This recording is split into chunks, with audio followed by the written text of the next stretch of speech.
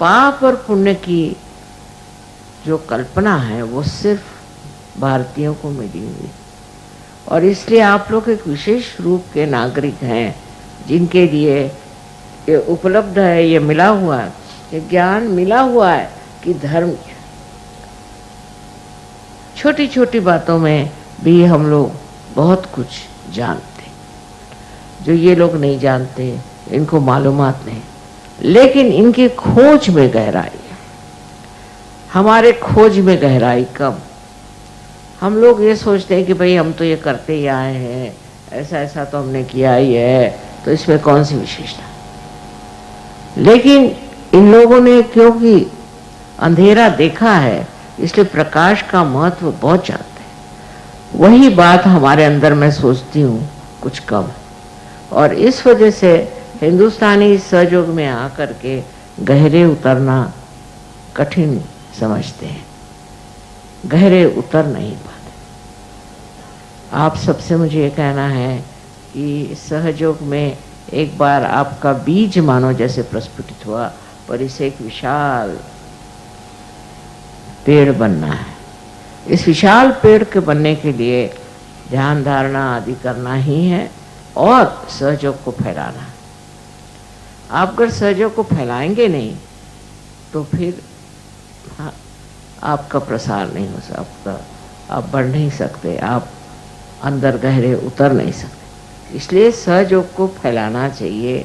कम से कम हर आदमी चाहे तो 1000 आदमी को आत्म साक्षात्कार आसानी से दे सकते, पर इस मामले में शर्माने की कोई ज़रूरत नहीं, इस मामले में हिचकने की ज़रूरत नहीं, और इस मामले में खुले आम बातचीत करने की ज़रूरत है, क्योंकि आप भारतीय हैं। बार बार मैं कहूँगी कि भारतीयता जो है वो एक विशेष अनुपम हमारे पास वस्तु है, और इसीलिए कहा जाता कि हजारों पुण्य करने के बाद आप भारतवर्ष में जन्म लें। लेकिन इस धर्म में जो भी धर्म हम मानते हैं, इसको मैं हिंदू मुसलमान क्रिश्चियन नहीं कहूँगी, पर धर्म माने अच्छाई की ओर जो हमारा रुझान है, हम अच्छाई को पसंद करते हैं। ये जो रुझान हमारे अंदर है, वो जो रुझान है उसके कारण ये है कि हमारे देश में अनेक ऋषि मुनि हो गए, और उन्होंने बहुत कुछ लिख दिया, बहुत कुछ बताया कि जीवन में क्या चीज़ करने से पवित्रता रहती है। पवित्रता के और हमारे अंदर बहुत चिंतन हुआ है, और इस पवित्रता के और कोई ज़बरदस्ती से नहीं, संपूर्ण आपको स्वतंत्रता, इस स्वतंत्रता में ही हम बैठ गए। ये जो स्वतंत्रता हमें मिली, उसी से हमने रास्ते दूसरे ले, आप पूरी तरह स्वतंत्र हैं।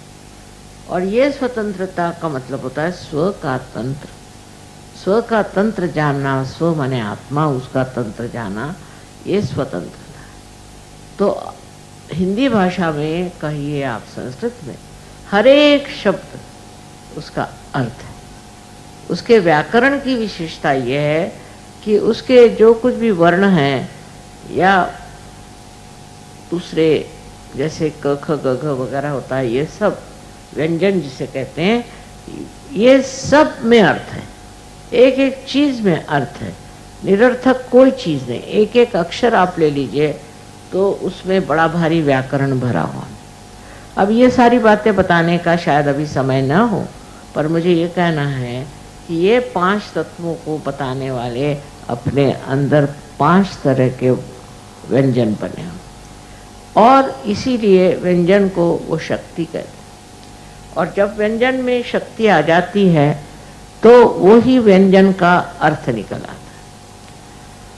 अब छोटी छोटी बातों में हम लोग समझते हैं कि कुछ भी नाम रख दो लड़के का, लड़की का कुछ भी नाम रख दो, नाम में क्या रखा है।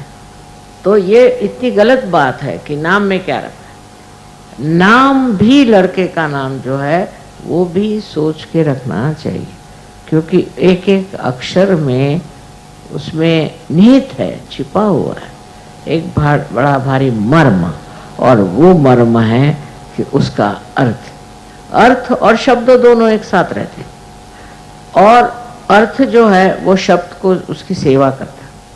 कोई भी आप शब्द कहिए तो उसके अर्थ में और शब्द में कोई अंतर ऐसा हम लोग नहीं जानते हैं, पर अर्थ जो है वो शब्द की सेवा करता है।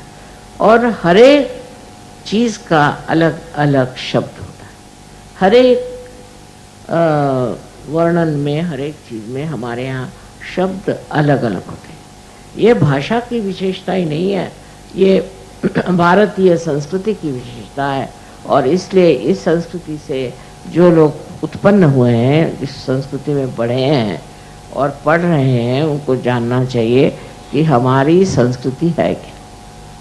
हम अपनी संस्कृति को जानते भी नहीं, कुछ समझ में भी नहीं आता कि कुछ ऐसा क्यों करते, पता नहीं, हमारे बाप दादे करते थे इसलिए हम करते। तो सबसे बड़ी चीज है कि अपनी संस्कृति को जाने और पहचाने कि क्या बात है, हम क्यों इस तरह से धार्मिक हैं। अपने आप ही हम लोग धार्मिक हो जाते हैं, उनको कुछ बताने की ज़रूरत नहीं है, कोई उनके ऊपर ज़बरदस्ती नहीं है कि तुम ऐसे ही करो कि वैसे करो, पर वो धार्मिक है। और ये मानव की धार्मिकता कहाँ से आती है, क्यों आती है, उधर हमको ध्यान देना चाहिए कि ये हम लोगों ने अपने यहाँ ऋषि मुनियों से बात सुनी। अब अंतर एक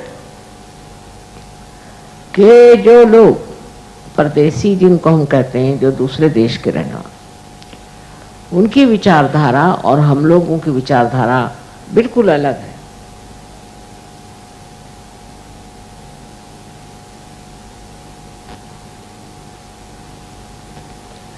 और सोचने का, विचारने का भी जो तरीका है वो बिल्कुल अलग है। इतना अलग है कि आश्चर्य होता।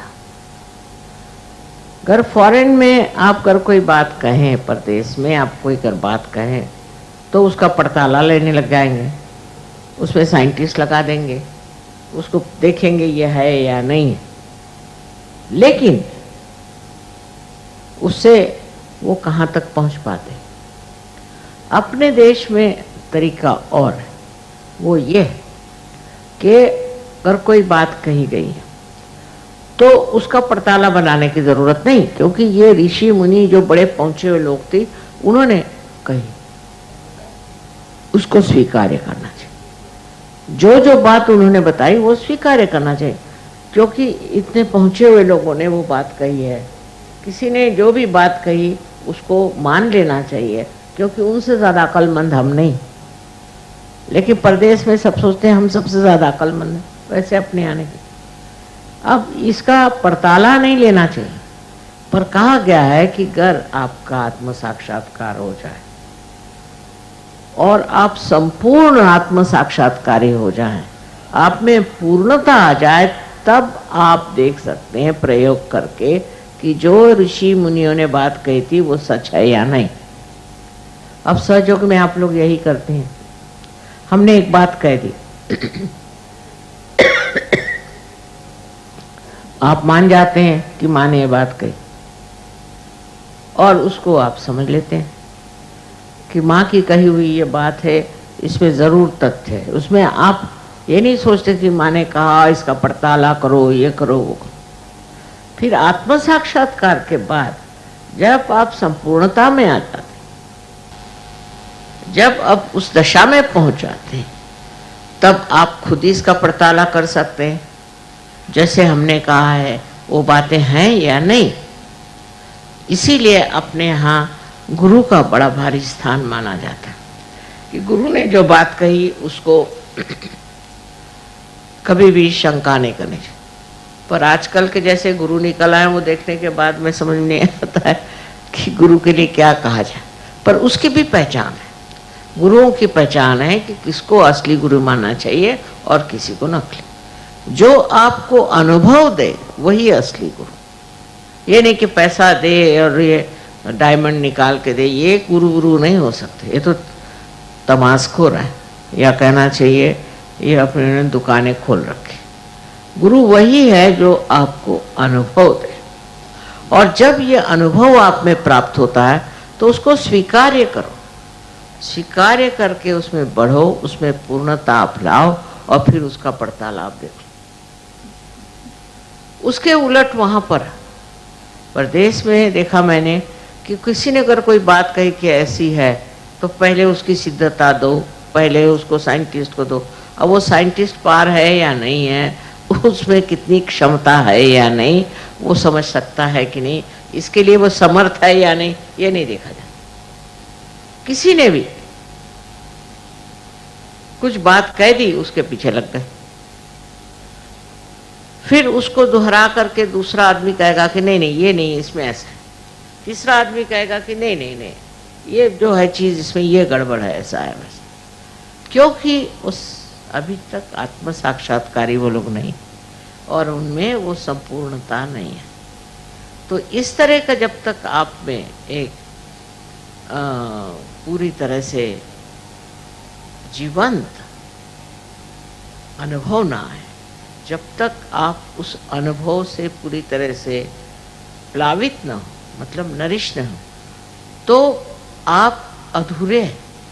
और अधूरे होने पर आपको कैसे समझ में आएगा कि ये सत्य है या झूठ है। ये बुद्धि की जो चक्कर है यही कम करना है। जब हमारे शास्त्रों में ये बात कही है तो वो सत्य ही